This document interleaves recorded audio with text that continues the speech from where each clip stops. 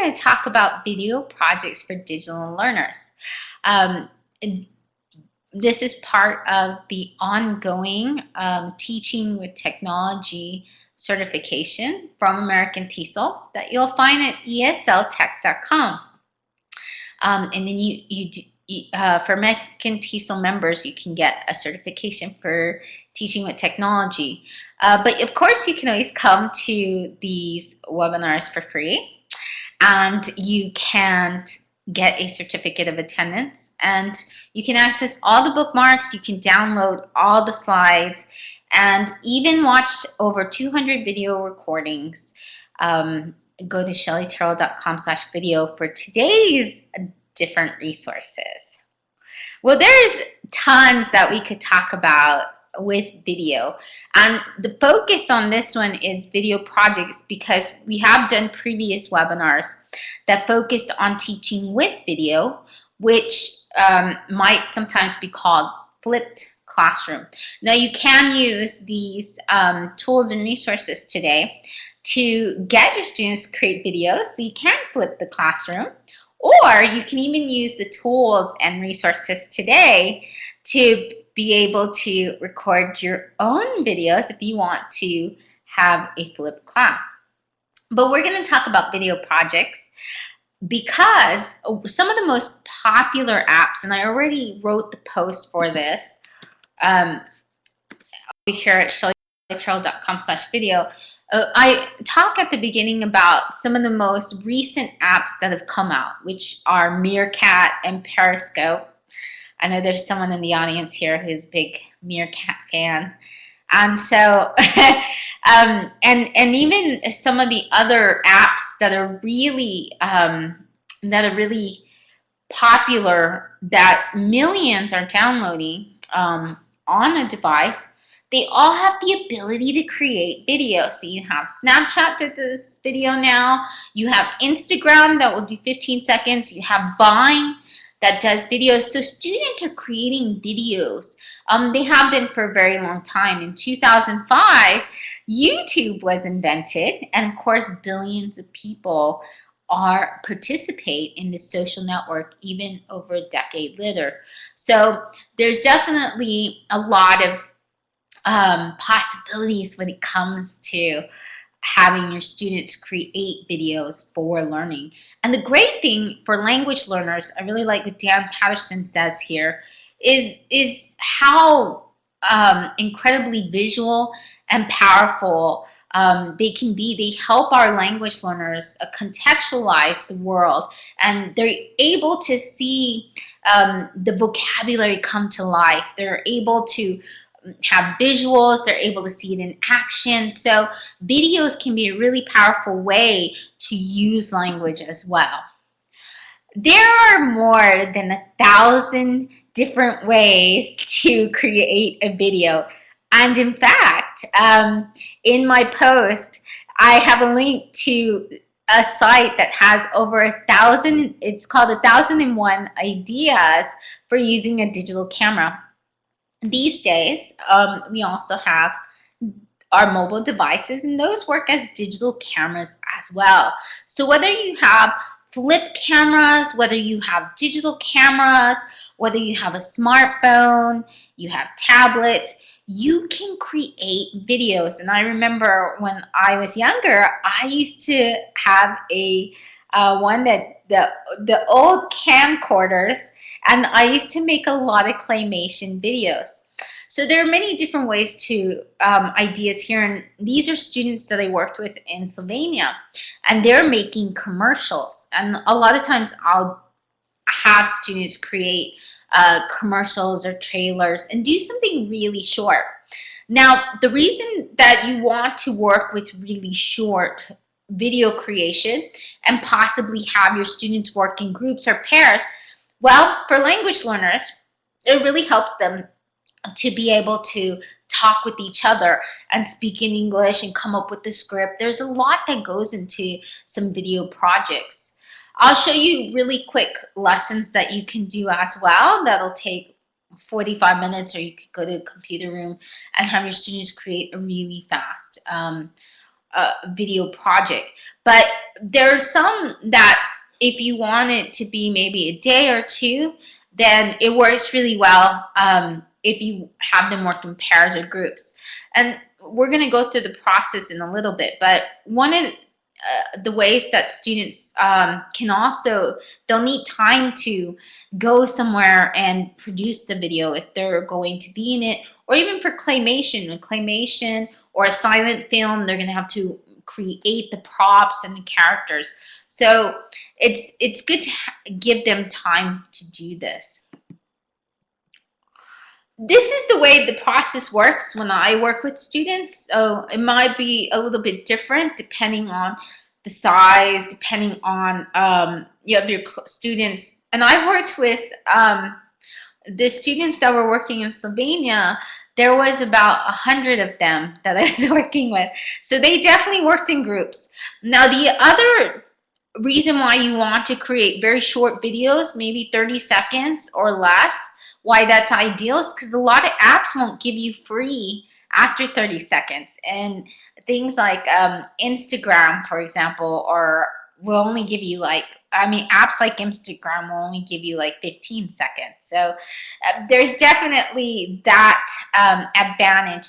But the other advantage, when I was working with the students in Slovenia, and even Croatia, creating their videos, the bandwidth, if you try to upload 2 minutes, 5 minutes, and you don't have your students in groups, and you don't have your students giving you these through a zip drive, then you're pretty much it's going to take too long. Even the fastest bandwidth is going to take quite a while before these videos are going to upload. So that's something to keep in mind. If you have short videos, then that's going to work much better.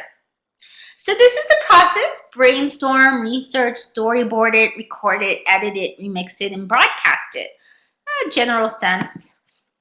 But let's go ahead and take a look at what this looks like a little bit closer. So many of these ideas, well, you can find rubrics, and you can find storyboard, and you can find where students also review the videos, so you find different assessments in my book, Learning to Go, so you can check that out. But I'm going to show you some of the ways this works in action. So first, if you have the students working in pairs and groups, I think it's really great because they all get to be creative. So you can see here the students, they got to give out duties, due dates, and responsibilities. So you have someone that's a team leader. You have someone that maybe is in charge of props. You have someone, and so you can see the difference here. You can see, for example, over here, they decided you give them choices, lots of choices on how to make videos, and allow them the room to be very creative. So these students decided to draw for their commercial, but these students, see how they use props and had this drawn image here. So your students don't have to be great artists or anything like that. They also don't have to show up in the video. So that's something to keep in mind, so you can keep it pretty safe and get parents on board and protect their identities as well. So when you do have them in groups, it's important that you have a team leader, you have someone that's going to be a reporter, someone who is in charge of the deliverer, and also someone that's in charge of note-taking. So you have somebody, for example, who's gonna make sure the video gets there. You're gonna have someone who's gonna come up, and they're gonna come in, and they're gonna say what the video is about. I like this, and then I switch the roles. And the reason why I do this is because if you have sometimes you have those presentations where you have everyone in the group speak. But if you constantly have projects, then you can make sure that the roles rotate, and one person can do a 2-minute spiel or something like that. Because a lot of times we don't have time for that in class. So it's important to keep that in mind. So what is involved in the brainstorming? I usually give them about at least 5 minutes to brainstorm really fast, 5 or 10 minutes, depending on the video project. And I keep it short. It's important to have a timer because it keeps your class flowing. So I give about 5 minutes in class, and then later they get to be when they finish their other assignments, their individual assignments, they can always work in class. But the reason why I try to keep it in 5 minute increments for brainstorming, and then I'll give them about maybe, is to keep them busy because their attention span, you want to make sure that that's how you can make sure that you can manage it well and that they don't get off task, because that could happen, especially if they're wandering around the school, which is what I do. I just let them wander around for a little while. So they have to be back quickly. So 10 minutes is the most I give them for that, because I don't want to find that, the students aren't there. So it's important. So there's a lot that can be involved in creating a video, depending what project you decide. They'll need props and they can make those, or sometimes there are apps and tools that are free where all of this kind of isn't combined, which makes that really quick and fast. So we're going to see what this looks like. There's also some apps that already include the storyboarding process. So the storyboarding process looks like this. It involves these different components: characters, materials, plot, story title, theme, setting type, the dialogue, a script. So all of these. And so I created this type of, and you can access this for free. You can even get this now if you want. It's through a Google Doc, so you can download it. But this is for this template works for any type of storyboard. So it says clay storyboard, but it doesn't have to be. Now this is one of my students' examples. They had to create a short film, and so here she has said Detail is the name of the movie, and it's from Laura Esquededo. And what kind of movie? She's saying it's a stop motion and it's going to be a romance. So she's just saying the storyboarding right now. 2 people, daily routines. And then she includes snapshots or screenshots of what this is going to be involved. Now, students can always print this out. You can fill this out in a Google Doc like Lauda did. Or you can have your students, you can easily print this out and they can draw. It doesn't have to be exactly what's going to be in that video. So Peggy asked a good question. What does stop motion mean? Stop motion is sort of like a silent film where you see a series of animated events. In these animated events lead to something in the end. But it's it keeps going in emotion. So it's more like a drawing that kind of comes to life in a way. Or it's almost like claymation too, but with animated characters, if that makes sense. Yes, a series of images. There's a lot from Bernadette Porter. She has done so much when it comes to having having storyboarding and digital storytelling. So she has different storyboards as well. And she has what I think is really important. So not only do students for projects get storyboards, but they also should have a checklist.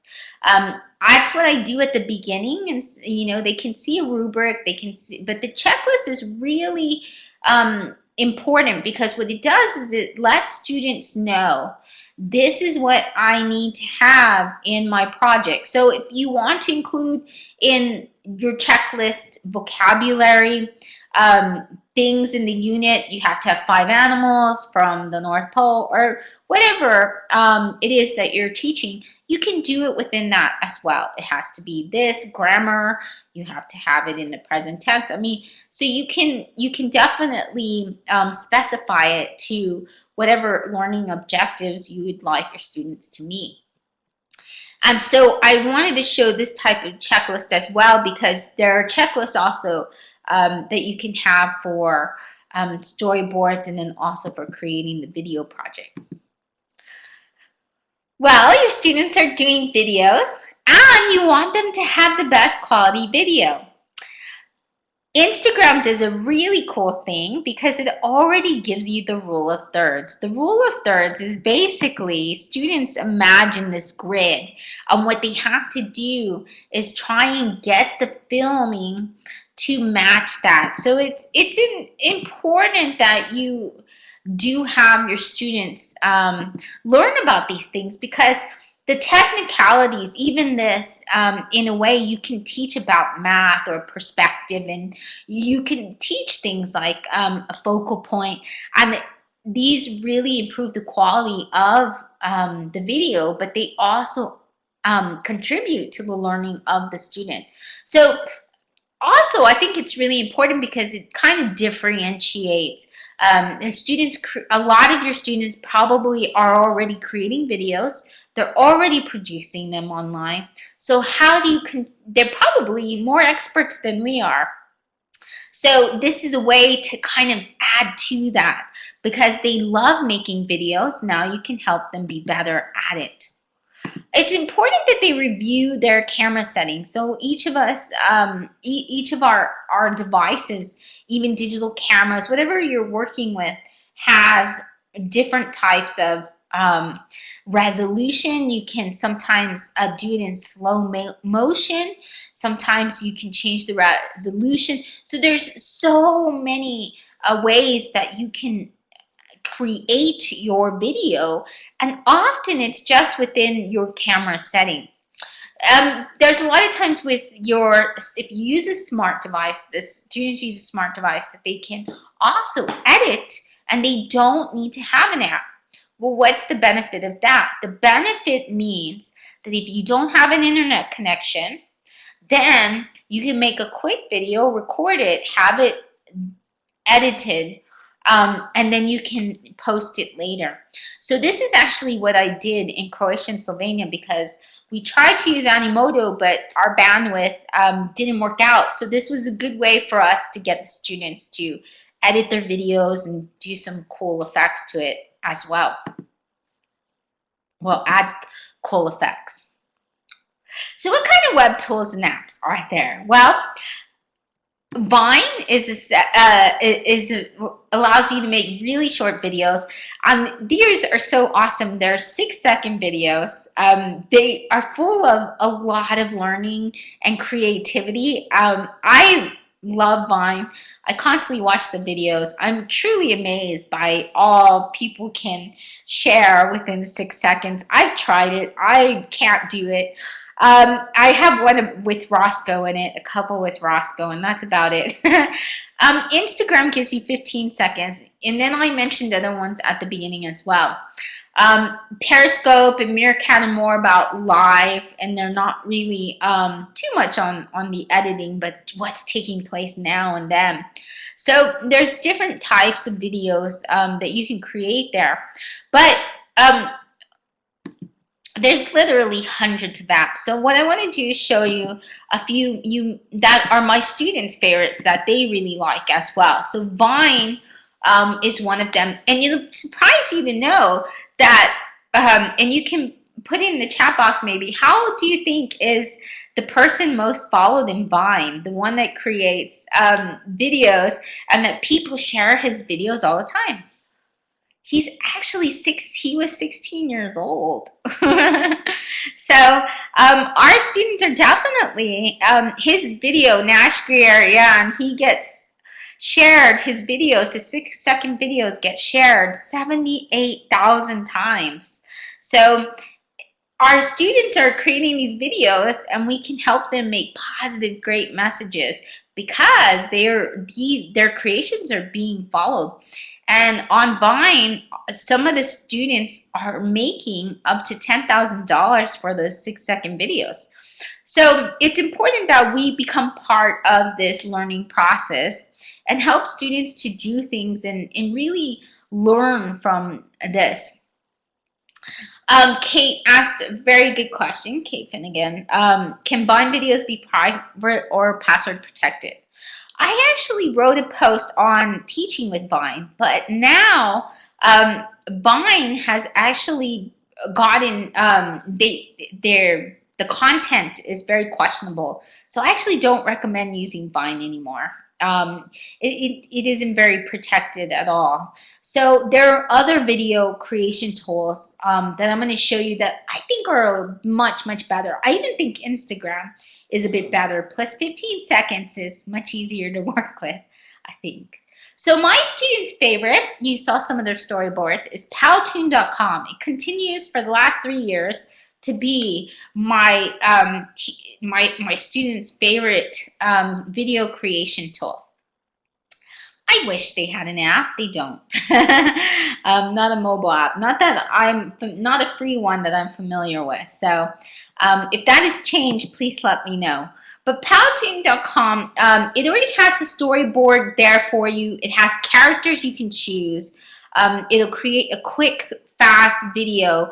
And you can actually take students to, you can have a free account. Students love using Powtoon.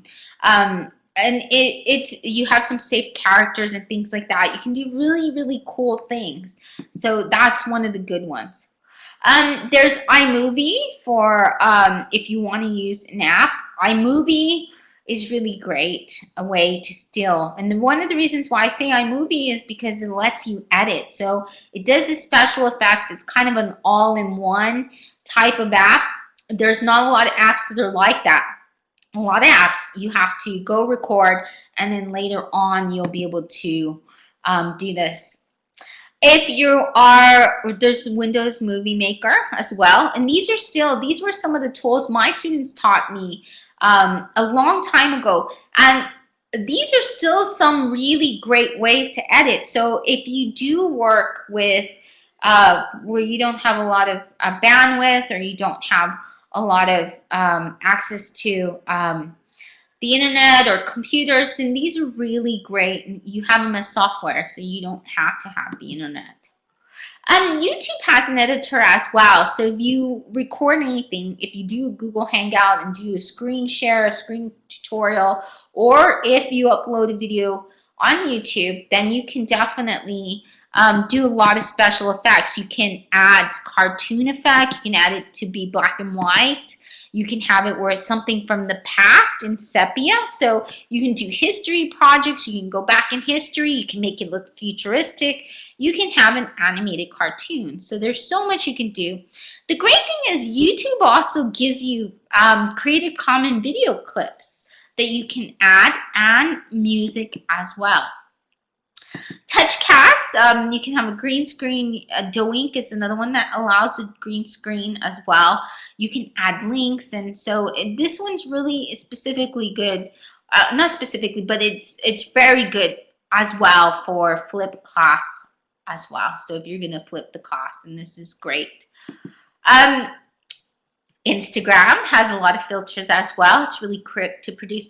I find when students love this, students that are even 10 years old. So if you have a Instagram account, you can share a class Instagram account. You can share your students' videos.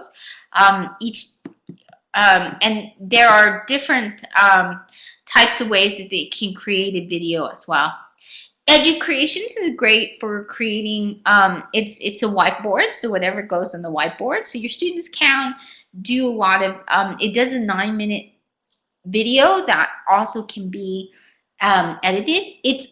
You can go to educreations.com, and you can do it through the browser, or you can do it through your iPad. So they can add their voice. So there's a lot of options. They can draw, so they could do something where they're drawing the action. And you can have your students go and they can add special effects. So these are free cool apps. This is Quo Effects and Creature Effects and Action Movie Effects. And these are available on iOS devices as well as Android devices. And so your students can have these cool things like a monster attack or explosions, or even the earth, an earthquake. And so special effects, yes, Does FX mean special effects? Yes, absolutely. With these apps. So if you want to check on your Google or whatever your store is, your iTunes, you can look up effects, apps, and then you'll find these apps. What it does is it does it for 6 seconds. So what you have to do is you do this for 6 seconds. The scene, it's sort of almost like, I would say, augmented reality in a way, because you see the dinosaur go through your real scene. So this is, you project it on the scene. And so you get 6 second clip.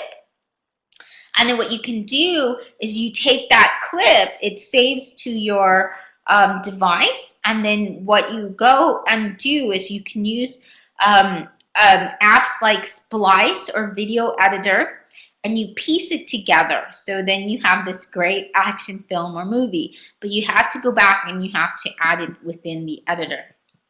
So there's tons and tons of apps. Some of the ones teachers love, they're still some of my favorite. Animoto. I didn't show you Animoto because I've mentioned it before. We video, you have 30 hands, game your video. I mean, there's just so many out there. There's literally hundreds of free apps. And a lot of them do great things that are different.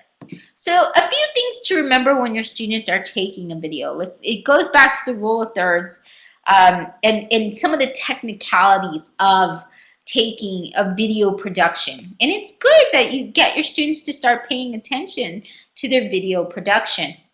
It gives them a challenge. So one thing is for them to think about the location, okay? And think about also how's the lighting. So is it going to be too noisy? So definitely the lighting as well. Whether people are going to be able to see the video quality. These are things to consider. And then also the sound, is there going to be a lot of noise? If you do things outside, if it's too windy, you're going to hear a lot of wind in the background. So see, these are some of these things for your students to think about in video production, and much, much more. There's also where your students get to remix, where they can use content from that was made by other people that's given either a Creative Commons use, or it's also, there's some in the public domain. We've already done a webinar about that a couple of weeks ago, so I'm not going to cover that again, but you can go access that webinar for free on the video if you go to this Pearl Trace. Where do you host it? Well, it depends on you, but if you do work, for example, with students, and you do use an app like Animoto, then they'll host it there. Powtoon has a hosting. Educreations has a hosting. But there's some other options as well.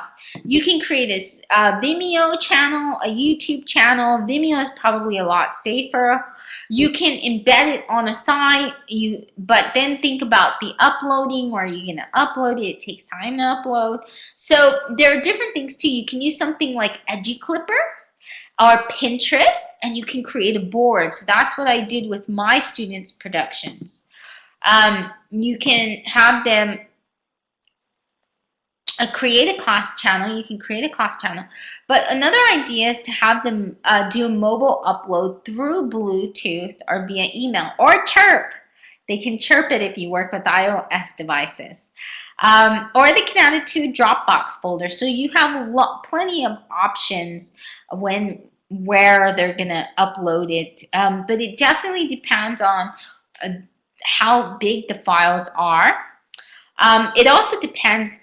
So one of the problems I ran into right away that I realized is if you're working in a bring your own technology or device situation, you have to make sure that there's different computers and that there's different the cords to be able to upload it straight to the computer.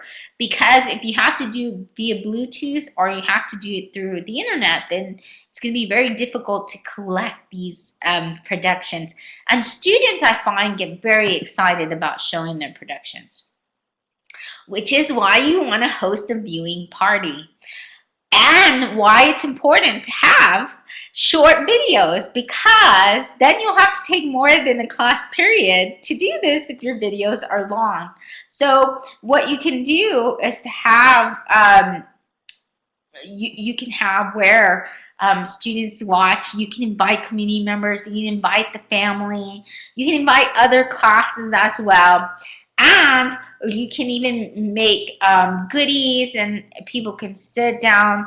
The students really do love this. So if you can do this, I've done most of them in 45 minutes, including the viewing party, because their videos tend to be like 15 seconds. There's a lot you can do. So I've done a lot of this in 45 seconds. Yeah, they can get, Rosemary says they can showcase the work and get famous. Yes, they can. Other students will love them as well. Educlipper.net is a great way to collect a lot of videos, and then you can go and you can just click and play them. So that's one option. You also have Pinterest. If you have YouTube videos, then Pinterest will actually let you play them from the board. So I really like that, to have everything in one and then just click and it just starts playing. So that's a very nice option as well. You can find lots of different video, YouTube tools. If you go to this link, in case you do work with YouTube. And I still find that YouTube is one of the great ways to actually upload videos and to also get students. They have an education now, and they have tools for teachers now, so they've made it much safer than it used to be. And of course, you can always, our students, there's the other, in Australia, I went to Eric Schenniger's, one of his workshops, and Eric Schenniger was talking about his son who they didn't realize, and at the time he was 8 years old, making videos, and he had already been making videos on YouTube. Mariana Schmolsek from Croatia, her son, who I met when I was working with the students in Croatia, he was 8 years old doing Minecraft videos on YouTube. So they start really young on YouTube. I know a lot of us are shy